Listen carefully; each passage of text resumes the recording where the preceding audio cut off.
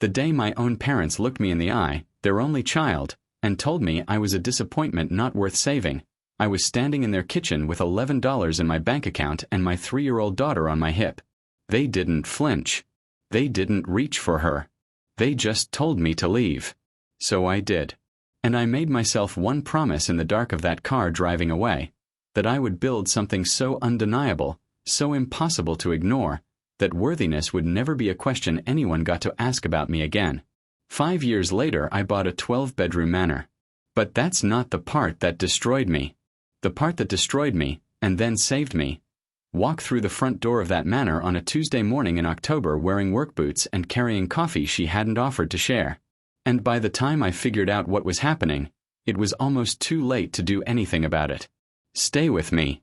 Because this story goes somewhere nobody saw coming. Including me. Welcome back, my beautiful family and friends. If you're hooked in and you're ready to enjoy this story, click subscribe and let me know in the comments where you're watching from. Because tomorrow, I will be giving you another story just as interesting as this one. And you don't want to miss it. Now let us begin. Let me tell you something about rock bottom. People talk about it like it's a place you visit briefly. Like a bad neighborhood you pass through on the way to somewhere better. They make it sound temporary. Dramatic but survivable. A chapter with a clear ending. Nobody tells you that sometimes rock bottom comes with a toddler on your hip, a eviction notice on your door, and the echo of your own mother's voice still ringing in your ears saying words that a parent should never, ever say to their child. My name is Caleb Mercer. I'm 38 years old. I live in a 12-bedroom manor on 4 acres of land in the rolling countryside outside Asheville, North Carolina. I drive a truck I actually own. I have a daughter who calls me her hero. Her word, not mine, and the most valuable thing anyone has ever given me. But none of that is where this story starts. This story starts in a cramped apartment in Charlotte, 5 years ago, when I was 33 years old and my life looked nothing like it does today. I need to back up further than that, though. Because to understand what happened in that apartment, you need to understand the family I came from. My parents, Robert and Patricia Mercer, were not cruel people in the obvious sense. They didn't shout. They didn't strike. They were the particular breed of cold that comes wrapped in good manners and reasonable tones and the constant, suffocating implication that you were perpetually falling short of some standard they'd never quite bothered to define clearly enough for you to actually meet. My father was a corporate attorney. My mother sat on 3 nonprofit boards and chaired the kind of charity galas where the ticket price could have fed a family for a year. They lived in a beautiful colonial house in Myers Park, the kind of neighborhood where the lawns are always perfect and the disappointments are always private. I was their only child. And from approximately the age of 14, I was also their greatest disappointment. Not because I was bad. Not because I was cruel or dishonest or reckless in any meaningful way. I was disappointing because I was wrong. Wrong interests, wrong temperament, wrong vision for my own life. I wanted to build things. Literally with my hands. I loved woodworking, architecture, the physical transformation of raw material into something that hadn't existed before. I wanted to study design and construction. I wanted to work with my hands and my mind together. My father wanted a 3rd-generation attorney. You have a gift for language, he told me once when I was 17, in the particular tone he used for statements that were actually directives. You're throwing it away on hammers and sawdust. I went to college for architecture anyway. Paid for most of it myself through work study and scholarships because my parents' financial support came with conditions I wasn't willing to meet. I graduated. Got a job with a small design build firm in Charlotte. Started building a life on my own terms. Then, at 29, I met Vanessa. I won't spend a lot of time on Vanessa because she is not the villain of this story. She's just a woman who wanted different things than she thought she wanted, and by the time she figured that out, we had a daughter together. Her name is Lily. She was born when I was 30 and she was, from the first moment I held her in that delivery room, the most astonishing thing I had ever encountered in my life. Vanessa left when Lily was 18 months old. Not dramatically. There was no affair, no explosion. She just came to me one evening and said, with genuine sadness and no cruelty, that she loved Lily and she cared about me, but she wasn't built for the life we had built, and she needed to find out who she was before she disappeared entirely. We worked out a custody arrangement. She moved to Portland. She calls Lily every Sunday without fail, and she is, in her way, a decent mother from a distance. But that left me alone. 31 years old, single father of an 18-month-old, working a job that paid decently but not exceptionally, in an apartment that was fine but not comfortable, in a life that was functional but not flourishing. My parents' response to all of this was entirely predictable. "This is what happens," my mother said, sitting across from me at their kitchen table with her hands folded and her expression carrying that particular mixture of sorrow and vindication that only disappointed parents can truly master. "When you insist on doing everything your way." Vanessa was a perfectly lovely girl, my father added, which was rich coming from a man who had barely spoken to her at the 3 family dinners she'd attended. "You never gave that marriage the stability it needed." "We weren't married," I said. "Exactly," he said, as if that settled something. "I tried for 2 more years after that. Tried to maintain some version of a relationship with them. Brought Lily to their house on holidays. Sat through dinners where my father talked about his cases and my mother talked about her galas, and my daughter, their only grandchild, was treated with a polite, distant affection that broke my heart in ways I didn't fully let myself acknowledge at the time. The final conversation happened on a Tuesday evening in March when Lily was 3 years old. I had driven to Myers Park to ask. Not for money, just for help. I was behind on rent. A project had fallen through. I had $11 in my account and a 3-year-old who needed groceries, and I was, for the first and only time in my adult life, swallowing my pride and asking my parents for a bridge. My father listened to the whole thing. Then he leaned back in his chair, the big leather one behind his desk in his home office, the one that faced a wall of law books nobody ever read, and he said, "Caleb, your mother and I have discussed this at length. We love you. But we have enabled your choices for long enough. Until you're willing to make serious decisions about your future, real decisions, not this construction fantasy, we can't keep being a safety net for the consequences." "I'm not asking you to be a safety net," I said. "I'm asking you to help me feed your granddaughter for 2 weeks." My mother, standing in the doorway, said nothing, just looked at the floor. "We think some distance might be healthy," my father said. "For everyone." I picked up Lily from the chair beside me. She had been quietly coloring, completely unbothered, the way 3-year-olds are mercifully unbothered by things they don't yet have language for, and I walked out of that house. I drove home with $11 in my account and my daughter asleep in her car seat, and I made myself a promise in the dark of that car that I have kept every single day since. Never again. Never again would I stand in front of anyone, and ask to be seen as worthy. I would build something so undeniable that worthiness would no longer be a question anyone got to ask about me. I didn't know then that building that life would also, unexpectedly, bring me the one thing I had quietly stopped believing I deserved. But I'm getting ahead of myself. Before I go any further, I have to ask you something. Has anyone in your life ever made you feel like your dreams were too small to respect, or too big to be practical? Drop it in the comments. Because the next part of this story is where everything, and I mean everything, changes. I want to tell you about the 6 months after I walked out of my parents' house. They were not pretty months, but they were honest ones. I called in every professional favor I had, picked up freelance design work nights and weekends while Lily slept. I restructured my budget down to the bone. No subscriptions, no eating out, no anything that wasn't rent, groceries, or Lily's daycare. I sold my barely used road bike and a collection of woodworking tools I'd spent 3 years acquiring and listed them on Facebook Marketplace at 2 in the morning while eating peanut butter crackers over the kitchen sink. But I also did something else. Something that felt borderline delusional at the time but turned out to be the most important decision I ever made. I started writing things down. Not a journal exactly. More like a blueprint. Every night after Lily went to bed, I'd sit at the kitchen table with a yellow legal pad and I'd write down exactly what I was building toward. Not vague aspirations, specific, concrete, almost embarrassingly detailed visions. The kind of business I wanted. The kind of home I wanted to give Lily. The kind of man I was choosing to become. I had been working in design build for 8 years. I knew construction. I knew design. What I didn't know was the business side, the client acquisition, the project management infrastructure, the financial architecture of running something that could scale. So I learned it. Library books, online courses at midnight, every podcast and YouTube channel and industry forum I could find.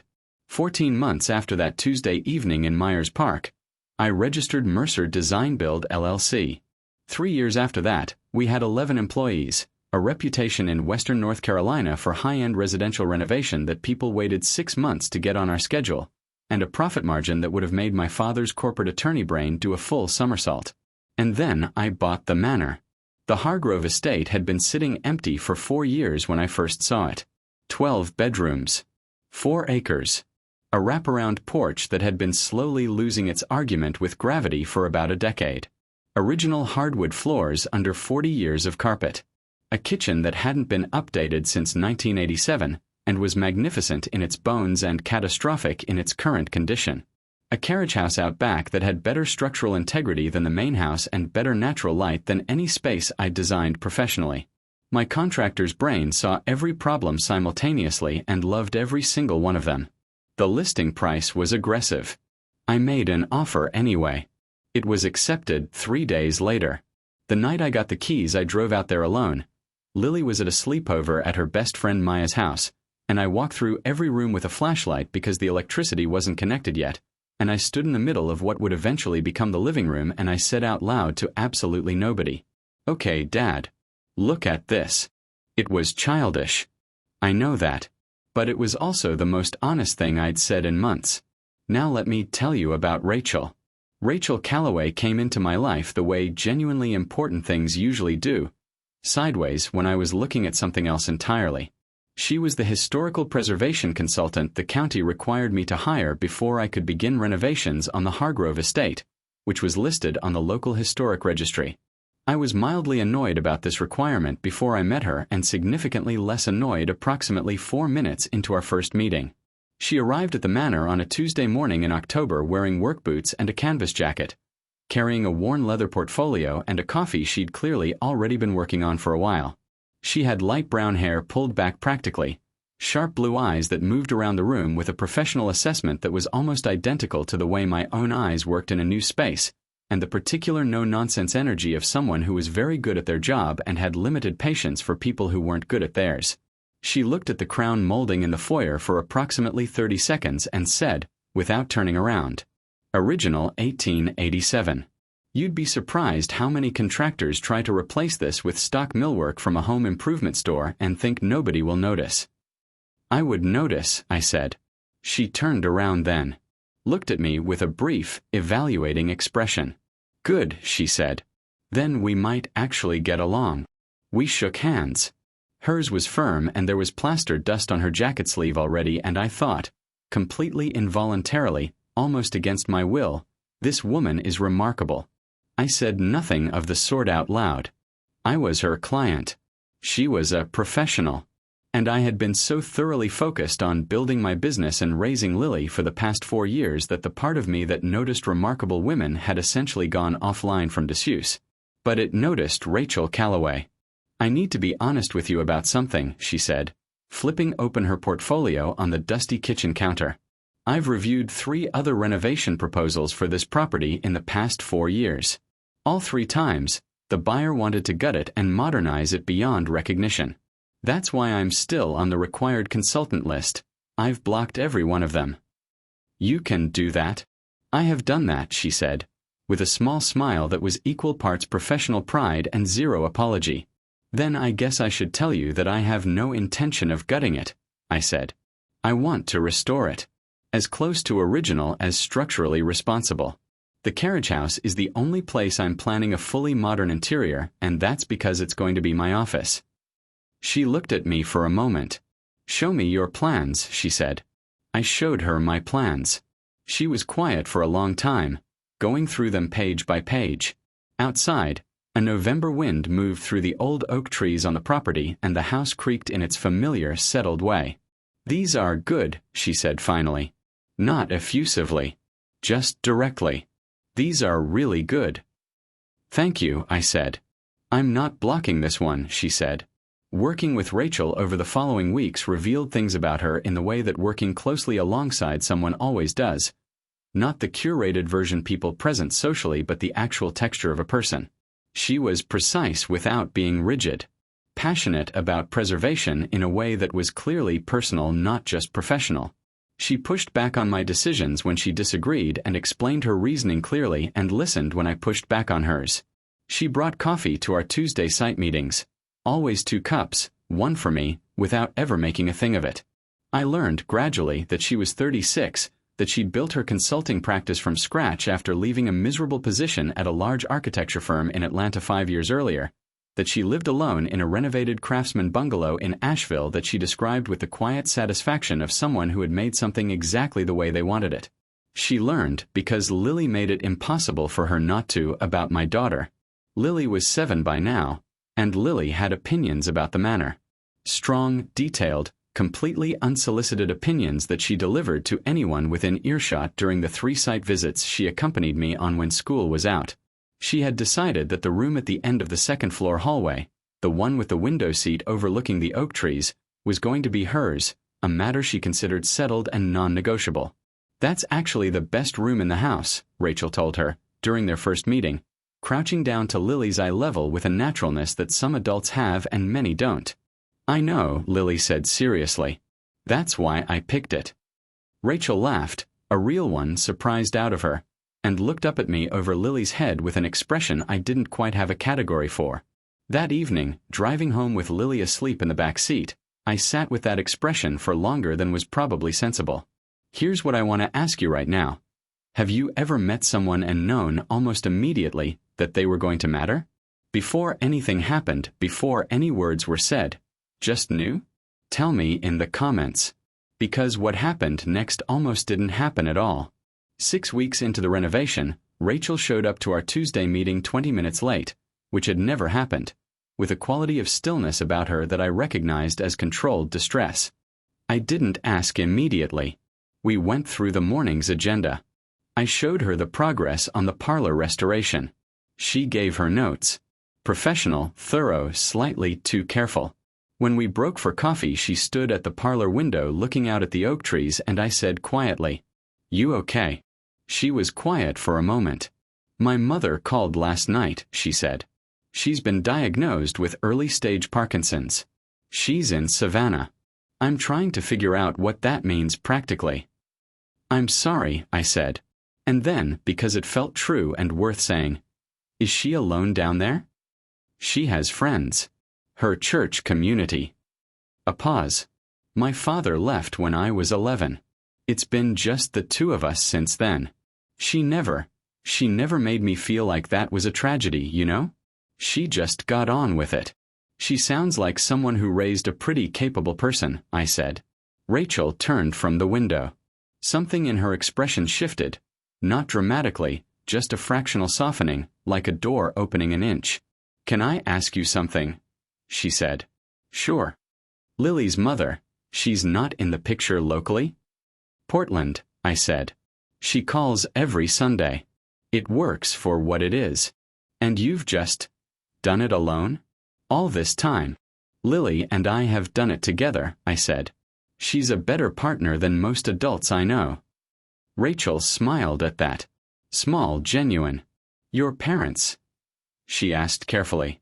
I looked at my coffee cup. "They made their position clear about 5 years ago.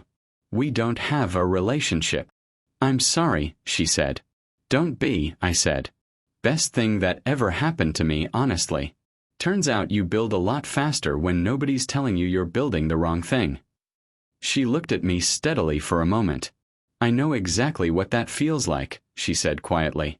We stood in the unfinished parlor of a 135-year-old house with winter light coming through the original wavy glass windows and said nothing else for a moment. But it was the kind of nothing that meant something. Everything broke on a Friday evening in January. The renovation was in its final phase. The manor was beginning to look like itself, the version of itself it had always been trying to be under 40 years of neglect and bad decisions. Rachel and I had fallen into a rhythm that had quietly, incrementally, become the best part of my week. I had not said anything about that. Neither had she. What I had done, stupidly, was mention it to my site foreman Danny, a good man with absolutely no filter, who mentioned it to his wife, who happened to be friends with a woman named Gretchen who had apparently, at some point in the past 2 years, decided she was interested in Rachel. I didn't know any of this when Gretchen showed up at the site on that Friday evening as Rachel and I were finishing a walkthrough. I didn't know who she was. I just saw a woman arrive with a bottle of wine and a proprietary ease around Rachel that made something in my chest do something inconvenient. What I did, and I am not proud of this, was misread the entire situation, say something professionally clipped and unnecessarily cold about needing the site clear by 6 and leave. Rachel texted me an hour later. That was rude. I know, I typed back. I'm sorry. Gretchen is an old friend. Nothing more. But also, it wouldn't be your business if she were. I stared at that text for a long time. She was right. It wouldn't have been my business. We were professional colleagues. I had never said a single word about the fact that Tuesday mornings had become the fixed point my week revolved around. I had never said anything about the expression on her face when she laughed at something Lily said. I had said nothing, done nothing, established no claim whatsoever, and then acted inexplicably like I had one. You're right, I typed. I apologize. She didn't respond that night. She showed up to the following Tuesday meeting professionally intact and personally distant in a way that was worse than anger. We got through the agenda. She left without the usual 20 minutes of non-agenda conversation that had become its own quiet ritual. I drove home and sat in the parking lot of my apartment. Not the Manor yet, still finishing the primary bedroom, and had a direct, unpleasant conversation with myself about what I actually wanted and whether I was ever going to be honest about it. Lily found me at the kitchen table that night at 9:30, when she should have been asleep. She stood in the doorway in her pajamas with her hair messy from the pillow and looked at me with the particular ancient eyes expression that 7-year-olds occasionally produce that makes you feel like you're being seen by someone much older. You're sad, she said. I'm thinking, I said. About Rachel. I looked at her. Why would I be thinking about Rachel? Lily gave me the look. The look that said she was 7, not naive. Dad, she said patiently. You always have better coffee on Tuesdays. I stared at my daughter. Go to bed, Lily. Are you going to tell her? She asked, not moving. Tell her what? That you like her. Stated as plain fact. No drama. Because if you don't, that's just silly. Good night, Lily. I'm just saying. Good night. She padded back to her room with the serene confidence of someone who had delivered a necessary truth and was leaving the recipient to deal with it. I sat at the table for another hour. Then I picked up my phone. I owe you more than a text apology, I wrote. I acted like I had a right to something I never said I wanted. That wasn't fair. But I want to be honest, the reason I acted that way is because somewhere in the past 3 months I started looking forward to Tuesdays more than any other day of the week. That's the truth. You don't have to do anything with it. But I'm done not saying it. I put the phone face down on the table. I did not sleep particularly well. At 6:47 in the morning her response came. I have been looking forward to Tuesdays too. For the record. And then, also Lily is right. You should have just said something. I laughed out loud in my empty kitchen at 6:47 in the morning, and it was the best I had felt in longer than I could measure. The Manor was completed in March. On the first night I slept there, Lily in the room she had claimed as non-negotiable with the window seat and the oak tree view. I walked through every room in the dark the same way I had the night I got the keys, except this time the electricity worked and I didn't need a flashlight. I stood in the living room with its restored crown molding and its refinished original floors and its walls the exact color that 3 months of paint samples had finally resolved into, and I felt something I want to try to describe accurately. It wasn't triumph exactly. It was more like a quiet, settled confirmation. The feeling of a promise kept. The feeling of a man standing inside the physical proof that the people who wrote him off were simply wrong. I thought about my parents. I had not contacted them and they had not contacted me. I didn't feel anger about that anymore. Mostly, I felt something closer to sadness for them, for the version of a relationship we might have had if they'd been able to meet me where I was instead of where they wanted me to be. Maybe someday. Maybe not. That was their choice to make, not mine to wait for. Rachel came to dinner the following Saturday. Just dinner, she and Lily and me, in the kitchen that had taken 4 months and considerable debate to get exactly right. Eating pasta I made from a recipe Lily had picked out specifically to impress her. Lily sat across the table with the satisfied expression of someone watching a plan come together. "It's a beautiful house," Rachel said, looking around the kitchen with the eye of someone who understood exactly what it had taken to make it look this effortless. "It's a beautiful house," I agreed. "How does it feel? Sleeping here?" I thought about it honestly. "Like I built something nobody can take away," I said. She looked at me across the table. "Nobody can," she said quietly. After dinner, after Lily had gone to bed with suspicious promptness and minimum protest, Rachel and I sat on the restored wraparound porch with coffee and the cold clear March night around us and the oak trees doing their slow dark swaying at the edge of the property. "I need to tell you something," she said. "Okay." "I almost didn't take this project," she said. I've been careful for a long time. About people. About getting close to anyone whose life is complicated." "My life is definitely complicated," I said. "I know," she said. I took it anyway. A pause. "I'm glad I did." I reached across the porch railing and took her hand. She let me. Her fingers wrapped around mine with the ease of something that had been waiting to happen for months. We sat like that for a long time, not saying much, the house warm and lit behind us and the 4 acres of our improbable future stretching out ahead. My parents had called it a fantasy. From where I was sitting, it felt like the most real thing I had ever built. Here is my final question, and I mean it sincerely. Is there something you have been told you couldn't have, couldn't build, couldn't become, that you went and built anyway? Tell me in the comments. Because this story taught me that the people who doubt you the loudest are sometimes just afraid of what you'll prove. And I hope you prove every single one of them wrong. Thank you for watching this story to the end. If you enjoyed this story, you will surely love the next one. It's as crazier and more intriguing as can ever imagine. So do check it out. Click on the image showing on your screen right now to watch the next one.